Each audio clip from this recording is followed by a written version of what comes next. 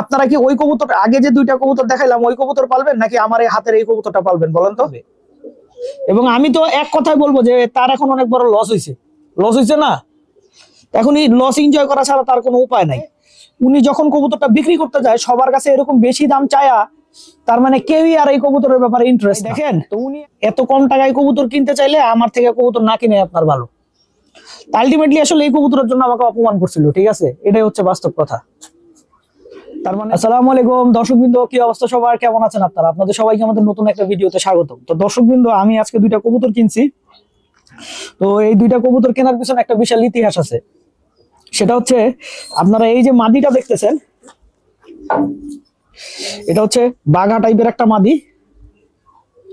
এই যে মাদিটা দেখেন, হ্যাঁ, বাঘা টাইপের পুরনো জাতের একটা মাদি। হ্যাঁ, তো এই কবুতরটা আমি এক ভাইয়ের বাসায় আজকে থেকে 2 বছর আগে দেখছিলাম। হ্যাঁ, 2 বছর আগে কবুতরটা দেখছিলাম।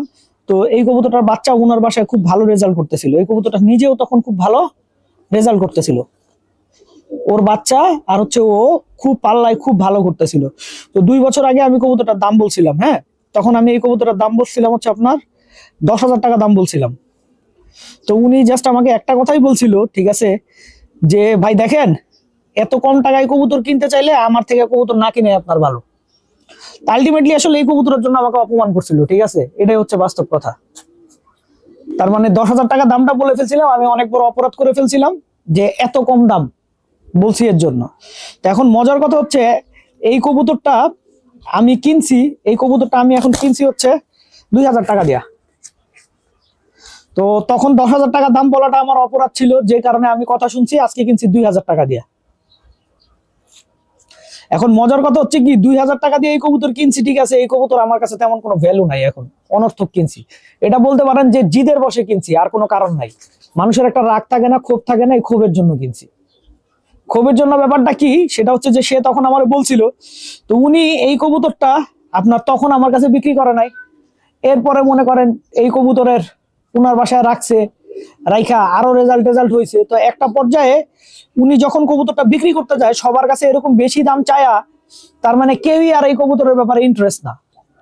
উনি এখন আসলে আপনার এই কবুতরটা ছাড়বে। এখন উনি যেহেতু সবার কাছে এরকম বেশি দাম চাইছে, অনেক বেশি দাম চাইছে, আমার কাছে তো আপনার দাম চাইছিল 20,000 টাকা, আমি 10,000 বলছিলাম। এখন সবার কাছে এরকম 20,000 করে চাইছে। এখন কবুতরটার ভ্যালু, রিয়েল ভ্যালু আসলে ওরকম নাই। আমি যেটা বলছি সেটাই হয়তো বা তখন ছিল, এখন এটাও নাই। হ্যাঁ, তো উনি যখন কারো কাছে বিক্রি করতে পারে না, আমার এক ছোট ভাইয়ের কাছে বললো যে আমার এই দুইটা মাদি বিক্রি করবো, দেখিস কেউ নেয় নাকি। তো পরে ওই ছোট ভাই আমারে বলছে যে ভাই আপনাদের দাম কইছিলেন। পরে আমি বললাম তাকে, ঠিক আছে, যে আপনার ভাই আমি 2,000 টাকা হইলে কবুতরটা নিব ওই ভাইকে। তো বললো ভাই এত দাম বলছিলেন আগে, এখন বলতেছেন 2,000। আমি বলছি তখন তো ভাই দেন নাই, তো এখন আমি 2,000 টাকা হইলে নিব। তো পরে এই মাদিটার বাচ্চাটারে দেখাই। এইটা হচ্ছে ওই যে বললাম না, ওই মাদিটার বাচ্চা, ঠিক আছে, এই যে দেখেন, দেখছেন ওই মাদিটার এটা বাচ্চা। হ্যাঁ, এই সেই কবুতর, এই দুইটাই তখন পাল্লা টাল্লা খাইতেছিল।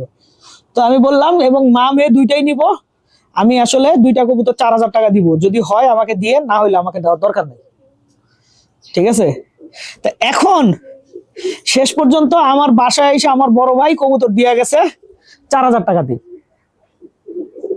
তো এইখানে আসলে আমাদের কবুতর বাজদের একটা শিক্ষণীয় বিষয় আছে। হ্যাঁ, সেটা হচ্ছে যে আপনার একটা কবুতর বেচবেন না, ভালো কথা, যে আপনি বিক্রি করবেন না, হ্যাঁ, সেটা আলাদা কথা।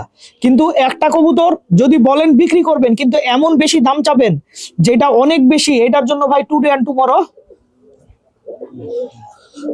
টুমরো ভাই আপনার সাফারার হতে হবে।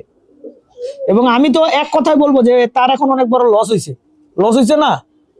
এখন এই লস এনজয় করা ছাড়া তার কোনো উপায় নাই।